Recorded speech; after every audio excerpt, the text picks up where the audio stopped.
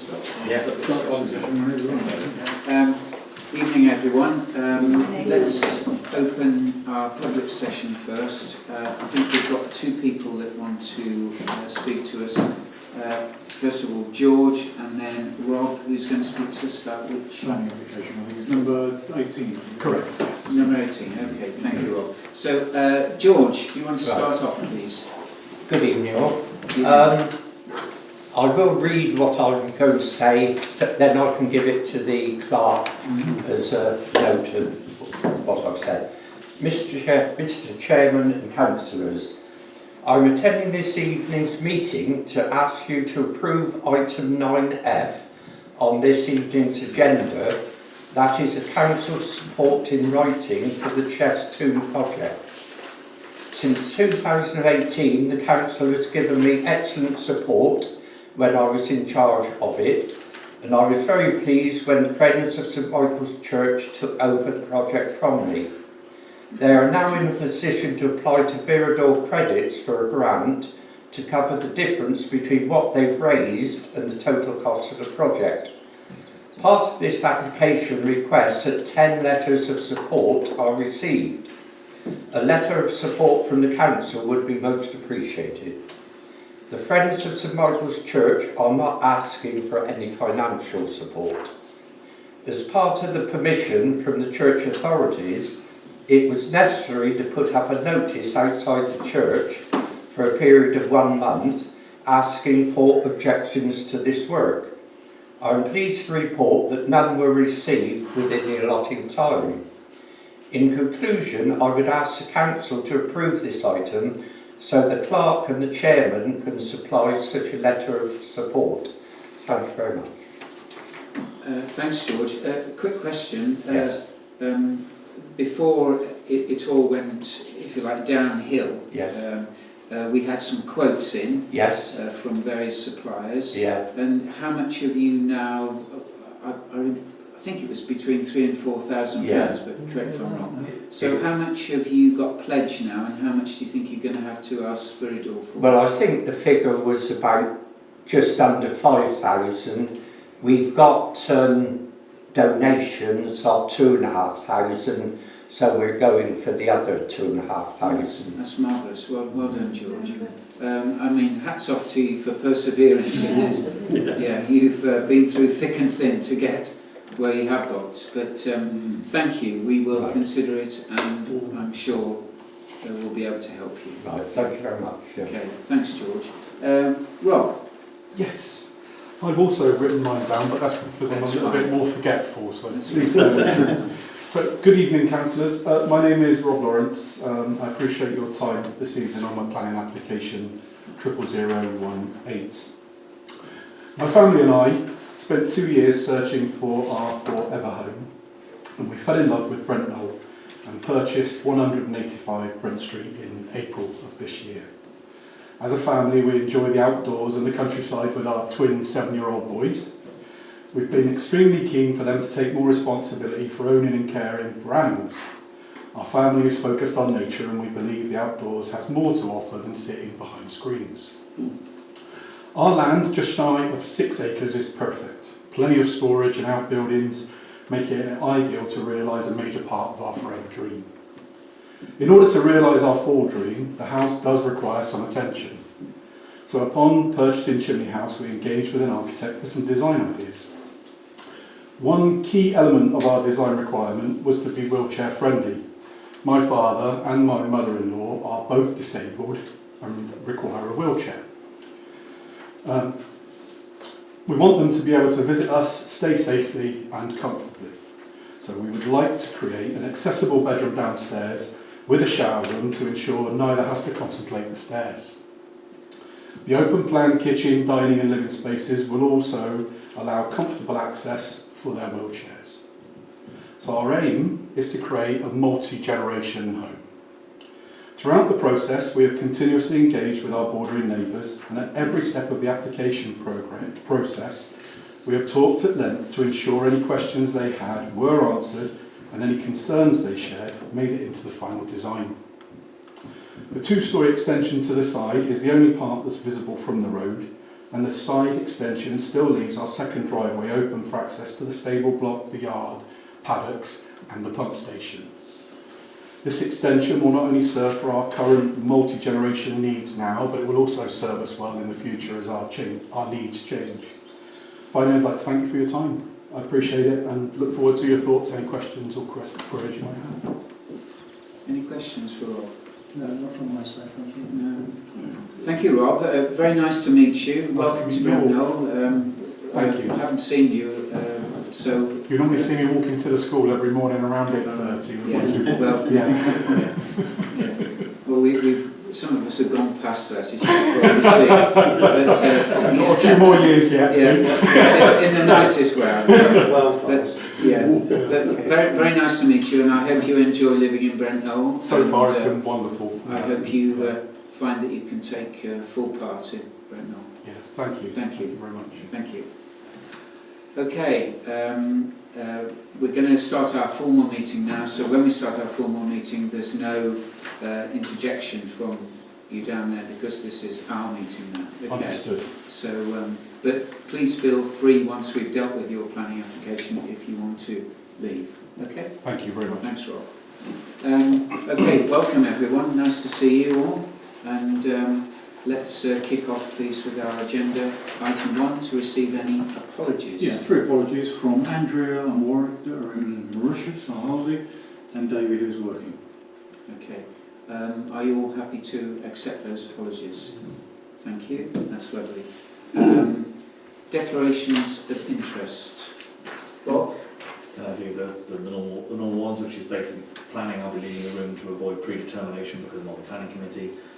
Personal interest in terms of Sedgemoor and county issues that arise, and also a personal interest but not prejudicial in terms of the fact that I own a share in the religious shop, so when that item comes up. I think then I should declare that because I have Yes. a share in the shop. Does anyone else have a share in the shop? It's a personal interest, so there's no issues Okay. about Okay. being in the room. No, it's a good point there. Thank you. Thanks, Bob. Anyone else? No? Okay. Oh, do you want to deal with that one now? Yeah, Okay, go on. just a very brief matter about declarations of interest and code of conduct. You'll recall we had a slight query at the last meeting, and the person in question asked me to reaffirm with the council's commitment to the code of conduct. And the code of conduct, you will also recall, was in fact re-adopted at the annual meeting. On the 5th of May this year, 0721, we reaffirmed as a council the code of conduct. So the code of conduct is freshly adopted, and I'm sure that everybody will be aware, I'm not going to read it out, but that's basically the code appertaining to declarations. Okay, so that has been, and so I fulfilled the duty that the applicant of the planning application concerned. The September 1st meeting has asked me to read out to reassure everybody that we are actually acting within the code as far as declarations are concerned. The lady concerned is probably going to attend our November meeting and will want to possibly say some more, but that's a matter of her. And if she has any queries or any complaints about the way our council's operated, then she can go straight to Sedgemoor and deal with the monitoring officer at Sedgemoor District Council. It's not a matter for us if she feels that she has some sort of problem. Okay, that's all I want to say. I just really enforce what Owen said. I mean, obviously planning is an exceedingly emotive subject, and I think we as a council must be seen to be acting quite within our code of practice and seem to be acting correctly, because it just reflects on us all if there are any allegations of improper conduct. So I think we just must bear that in mind. Okay. Thanks very much. Okay, let's move on. Item 3. You've had the minutes of the last meeting held on 1st of September. Are you all happy that I sign them as a true record of that meeting? Thank you. Is that unanimous? Is that, I think that's unanimous, yes, thank you. Okay, planning, item 4. Who's doing 0018? I'm doing treble 18. It's always nice that applicants of planning applications attend meetings to put their case across, so I thank the member of the public for that. Okay, so this is for 185 Brent Street, Chimney House. It's an erection of a single-storey wraparound extension to the rear west and side and south elevation on site of existing, to be demolished, and erection of two-storey extension to the side north elevation. So basically, this is what the current building looks like, and this is the plan. So you can see that they're taking down the conservatory at the back. Nigel, would it help if I try and get it on the screen? I've got it on there. Would that help you? Or are you happy with Yeah, I mean, this one would be If I can find it. Yeah. Second one's more. Yeah, yeah. So they did seek planning, pre-planning advice, and the initial proposals were discouraged due to the first floor level extension potentially impacting the neighbour over the south boundary. And following revised proposals, the applicant was encouraged to introduce a subservient appearance by roofline or setback at the north end extension. And further discussions resulted in current proposal with a hip instead of the current gable to indicate a different treatment from the original form. And as you heard earlier, the explanations and the only part of the building that can be seen from the road would be the side two-storey elevation to the right, if looking from the road. The amended plans are on the planning portal, and that is drawing 206205 revision D.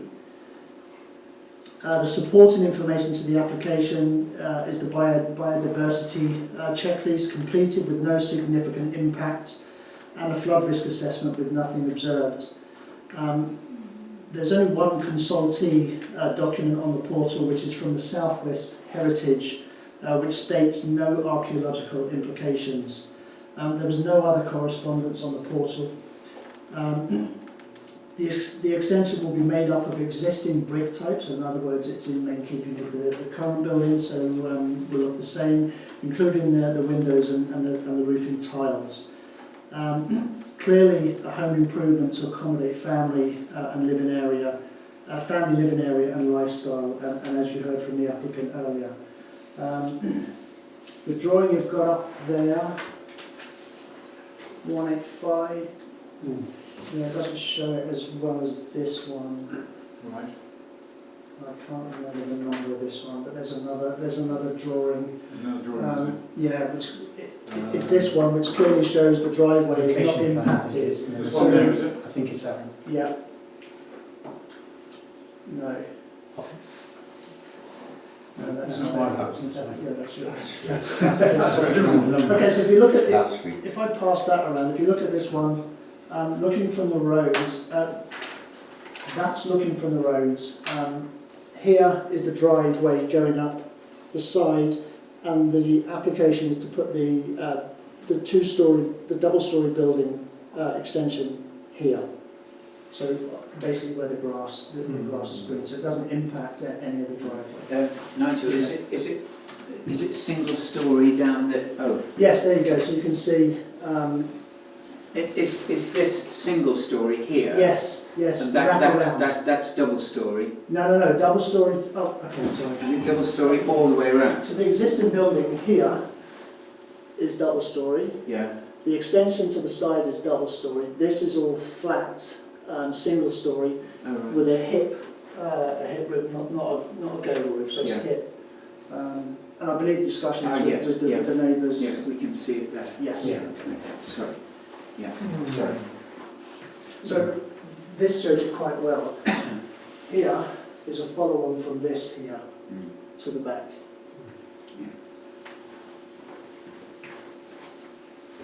Okay.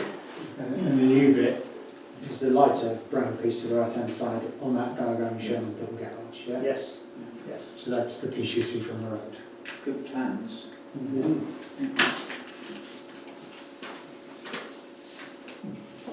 So what is your recommendation? I mean, unless there's any objection, my recommendation would be to support this.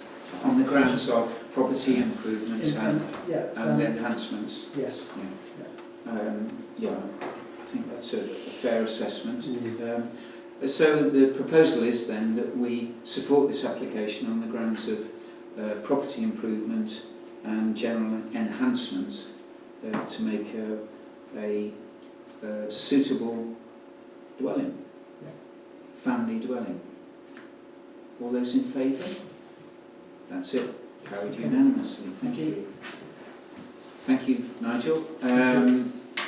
Andy, are you doing I am. Chapter 20? He's got the top one. Sorry? He's got the top one. It wasn't meant to be. Yeah. Thank you, Rob. Thank you. Thank you. Appreciate it. Bye-bye.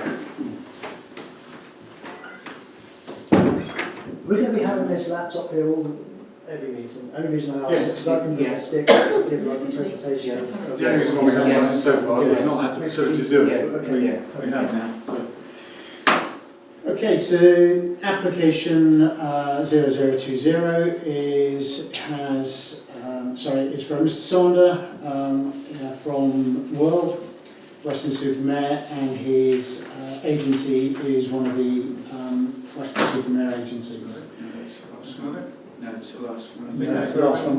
I think they got a bit muddled when they were downloading actually. Let's just have a look. No, it Well, won't be yeah, that. Yeah, that's it, that's the wooden That's it, building. that's it. That's the wooden building, but best if we bring the pond up. Right, we'll bring the pond up. I think that was in the other one, if I remember rightly, because we looked at it just now, didn't we? No, that's not the pond. No. Yeah, Um, yes. Yes. I think it was that one. It's Middle Street. High Street. Is that one? you- That's the one. That's the That's glamping site. Next phase. Next phase. So this is a retrospective application for change of use. So it's a retrospective for change of use of land to private fishing, with an alteration to the highway access in the fencing, and also the siting of a porta cabin at the back. So going through the documentation, there are 3 application documents, planning documents there are 4, consultee documents there are 4, interested parties 0, so there's been no objections from interested parties. On the Ecological and Land Act Cribbs Bridge, Lymsham has stated that the work already carried out on the pond, as it is already retrospective, ensures the continuation of the pond and reduces the risk of the pond becoming silted and redundant in the future. So during this building application, they've gone through, cleaned out the pond, removed the silt and prepared it for fish. So basically, because it's prepared for fish, it's in a better and healthier condition than when they started.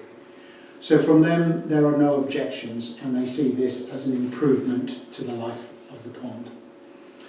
Flood risk assessment is not residential, so it's a fishing pond, so therefore there is no risk.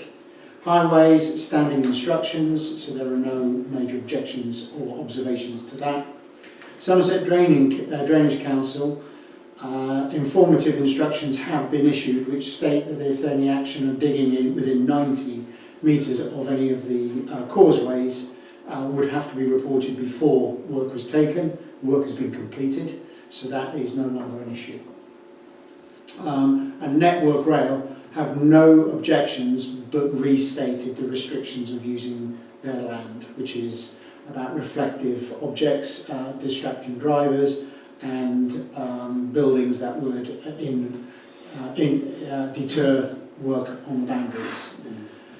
So on the whole, the work has been done, the building is up, there are no objections, the only restrictions are by Network Rail and Somerset Drainage Agency. The work has been done, so that we can only assume has gone through unhindered. And so therefore my recommendation is at the moment it's done and we support it. Thanks, Andy. That's very clear. This, I assume, is the railway line here. Yes. And if you go down Brent Road, I assume you run into Lymsham that way. Yes. Okay. Yeah. Because I remember that there is a little triangle there in the road, isn't there, where you... With a finger boat on it. Yeah. Yes. That's it. Where's the access to the pond on the right? I can't see it. Just there.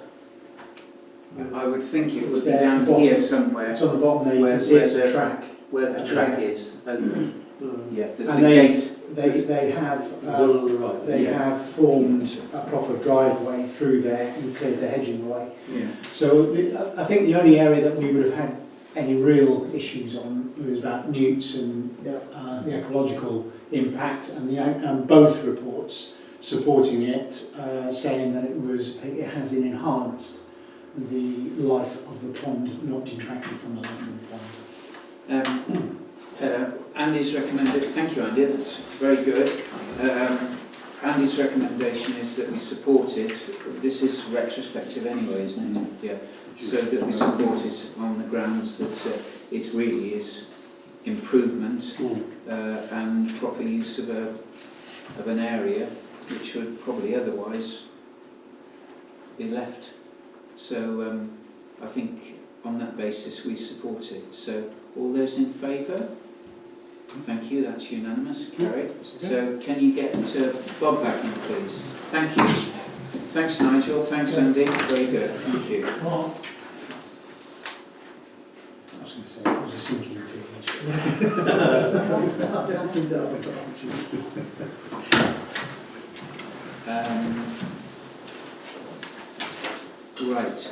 Item 5, new or outstanding footpath matters. Any outstanding or new footpath? Yes, I had an email from Peter Osborne to say that he walked across the footpath. It's the entrance is opposite, more or less opposite the pub. You go in between houses and across that way. And one of the well, it's not a style, but one of the rails have been broken. I think it's a handrail. Maybe walking over. What, over the bridge? Yeah, yes, and he said it was broken. Okay. Yeah. Yeah, Peter did come in earlier actually and raised it in the surgery actually. Oh, did he? Handrail on AXA-5 is the actual location of it, right? Yeah. So, yeah. Who do we get? That's okay, anyway, because you told me about it, so I mean, I mentioned it. actually, yeah, that's a good idea. I suggest we try Stuart Nichols of Facilities Management Company. I've met his gardener guy or handyman, who seems quite a nice chap. So probably give it to him and see how he gets on with it. But okay, so anything else on the footpath? Well, he did also mention the gate that we've spoken before, because it's very high. You know, you have a little gate within the big gate. And he said, that it's quite difficult to get over, because we've had, I have reported about it before, it's one that you were going to do, I think, fill in for the winter. Oh, That one where you get you go through, but Yes. quite frankly, Yes. if it's slippy, the reed is so close. yes. If anybody slipped, we Yeah, wouldn't get well, out. If plans had gone to fruition, it would have been done. Yeah, I know. But it's just, I think you've got to put something at the side there to stop people. Because when they step over, you've just got Yeah. the reed right there. Yeah. Which one do you mean? Well, if you're going across Go down Bodies. Bodies Lane, Oh, yeah. Keep One I straight keep over. bringing up. That's the one I keep bringing up, isn't it? yeah, that one. Yeah. It's The The drop. Wingates have that field, It's don't they? it's about Yes, that much it's drop. Sally Wingate's Yeah. Yeah. It is, gate. it's really And high. it's wobbly. Yeah. So. Yeah, Um, it's not very good. Shall we talk to Nichols about that as Yeah. well? I mean, he could do the two gates. That's no Yeah. big job, is it? No, is this on Sally Wingate's land then actually? Well, I think she uses that land, I presume it's hers. Yeah. She keeps her cattle in there, and so I presume that gate is hers. But Right. I think the field before tipped something, isn't it? I'm not sure. Oh. David would know. Yeah, But well, they use it anyway. There's Oh. Mansfield, isn't there, on the left? Is that the one you're talking about? No, the Maysfield is before On that. the left. Yeah. We'll have a look, because all, Yeah. Of course we have both the, gates need filling, and I agree with you. The yeah, board needs to be put up to, just something to because stop when it people gets slipping. muddy, it's Yeah. treacherous. Mm. Yeah. Yeah, it is a bit treacherous. actually. Okay. Well, I'll speak to Nicholas. Without wanting to raise another subject, Yeah. the last meeting, I think we were going to get information from David as to potential other contractors who might do the stoning. Have we heard anything? No. It's late now. No. It'll be too late soon. It's too late now. Yeah, but yeah, he promised me he would give it to me, but he hasn't. Okay, but I'll speak to Nichols about that job. I'll get the garden guy down. Okay, anything else on footpaths?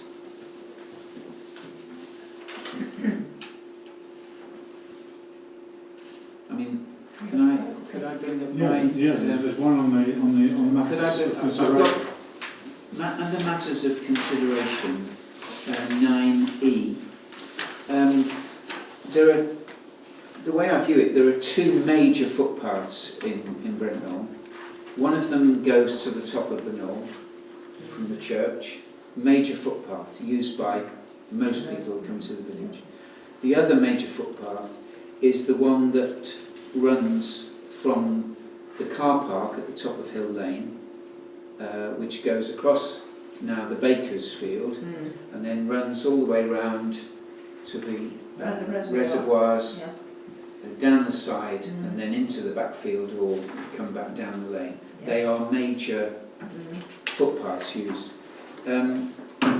My concern is that looking at... No, I'll cut to the quick. What I think we should do is, there is someone in the village who does this sort of work, and I would like to approach him with your agreement to give him the task of keeping those footpaths open and in good order. Not pristine, but open, because if you remember the one round the back of the church, almost impassable, and the one round the back of the tanks was impassable at some stage because of the new owners. And if we got this guy, he would be instructed to go there so many times a year to make sure that the path is open and passable. Now, on the Brent Knoll path, that is no problem, because that is, if you like, our responsibility. But the path across the Baker's Field and round the back to the tanks and round the tanks is really the responsibility of the new owner of the fields, i.e. Heather Alsop in Limpsham. And also the other part of it is the responsibility of the Bristol Water, isn't it, round the tanks? Yes, just that little. So my view is that we contact these people to see whether there is some appetite to share the costs associated with maintaining that path.